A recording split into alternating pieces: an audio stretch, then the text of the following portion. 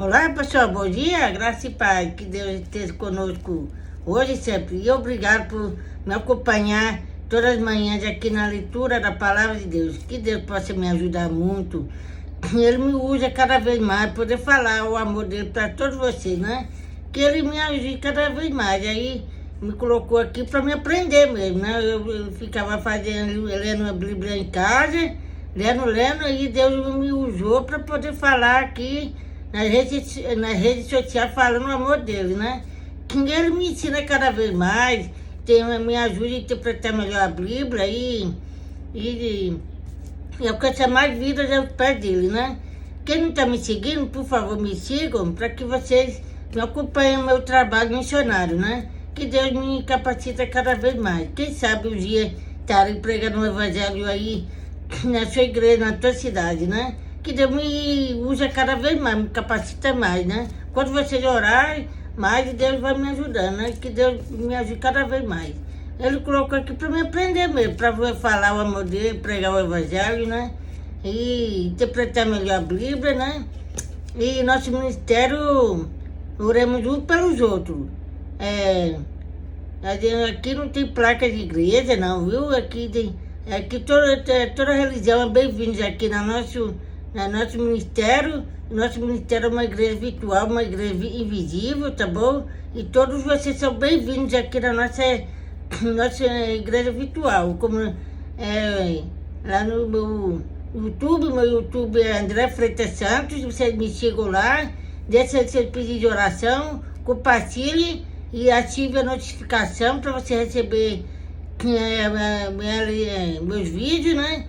E meu Facebook é André Freitas Santos.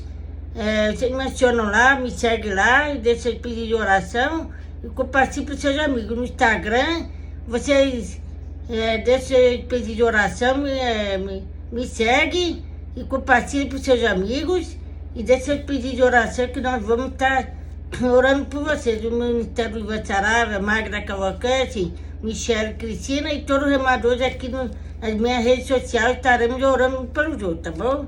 Deixa seu clamor que nós vamos orar por seu clamor, tá bom? Que Deus possa me ajudar cada vez mais. Estou aprendendo agora. E Deus está me ensinando mais ainda, né? Que antes de eles fazerem a nossa leitura, vamos orar para que nosso amigo Espírito Santo possa me ajudar a ler a palavra dele e falar do amor dele para vocês. Oremos. Querido Pai que está nos céus, que o Senhor me ajude, Pai, a poder falar do teu amor para os seus filhos, Pai. Que o Senhor me dê um novo coração para esse dia, Pai. Seja um dia abençoado, Pai. Protegido, Pai. Sem coração novo, eu não vou conseguir fazer nada direito, Pai. E que o Senhor me capacita na minha leitura, Pai, na minha pregação, Pai.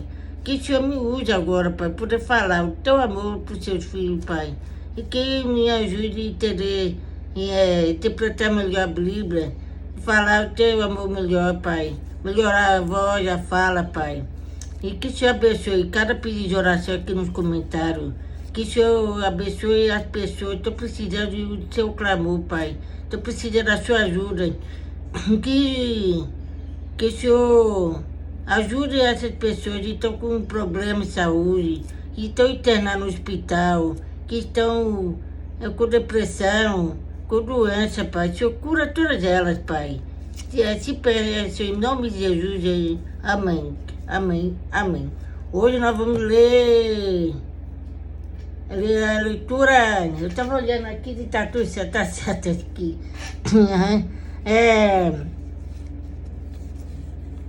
Vamos ler hoje Gálatas do 2, do 1 até o 21, ok? Aí algumas partes eu posso entender, eu posso falar, né? Interpretar, falar alguma coisa, né? Mas eu estou aprendendo e aos poucos Deus vai me capacitar cada vez mais, né? Então, aos poucos Deus proverá, né? Na minha vida. Então, eu estou feliz aqui. Eu não vou parar, eu não vou desistir da minha pregação do Evangelho, né?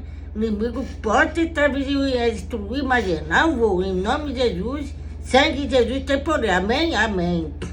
Vamos lá. Hoje nós vamos ler Paulo e os outros apóstolos. 14 anos depois, eu voltei para Jerusalém com Barnabé e levei Tito comigo. Voltei para lá porque Deus me revelou que eu devia fazer isso. Ali numa reunião particular com os líderes da igreja, eu expliquei a eles a mensagem do Evangelho, que anuncio aos não-judeus. Eu não queria que o trabalho que tinha feito e estava fazendo fosse um trabalho perdido.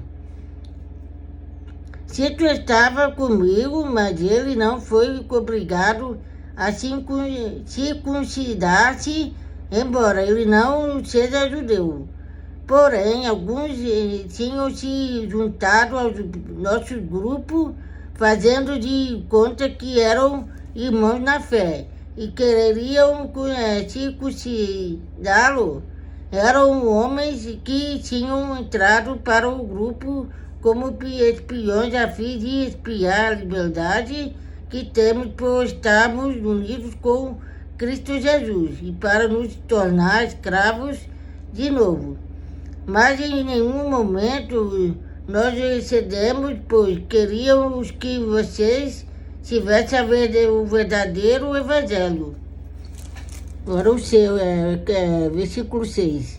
E aqueles que pareciam seus líderes da igreja, digo isso porque para mim não importa o que eles eram, pois Deus não julga pela aparência. Aqueles líderes, repito, não me deram nenhuma ideia nova. Pelo contrário, eles viram que Deus me tinha dado a responsabilidade de anunciar o Evangelho aos não-judeus, assim como tinha dado a Pedro a responsabilidade de anunciá-lo aos judeus. Pois pelo poder de Deus fui feito apóstolo para anunciar o Evangelho aos não-judeus, assim como Pedro foi feito apóstolo para anunciar o Evangelho aos judeus. Por isso, Tiago, Pedro e João, que eram considerados líderes da igreja, reconheceram que Deus me tinha dado essa tarefa especial e como sinal de que éramos todos companheiros.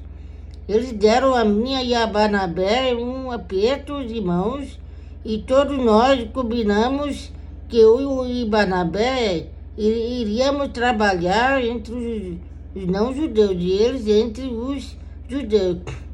Eles nos pediram só uma coisa, que lembrássemos dos pobres das igrejas deles, e isso eu sempre tenho procurado fazer. Agora versículo 11. Porém, quando Pedro veio para Antioquia da Síria, eu fiquei contra ele em público porque ele estava completamente errado. De fato, antes de chegarem ali, alguns homens mandados por Tiago, Pedro tomava refeições com os irmãos não-judeus. Mas depois que aqueles homens chegaram, ele não queria mais tomar refeições com os não-judeus, porque tinha medo dos que eram a favor de circuncidar os não-judeus. E não também, não, porque e não judeus, e também outros irmãos judeus começaram a agir como hipócritas do mesmo modo que Pedro, e até Barnabé se deixou levar pela hipocrisia deles. Quando vi que eles não estavam agindo direito, de acordo com a verdade do Evangelho, eu disse a Pedro, na presença de todos: você é judeu, mas não está vivendo como judeu, e sim como não judeu. Então, como é que você quer obrigar os não-judeus a vivermos como judeus? O versículo 15. O fato é que nós somos judeus de nascimento e não pecadores, e não judeus, como eles são chamados, mas sabemos que todos são aceitos por Deus somente pela fé em Jesus Cristo e não por fazerem o que a lei manda.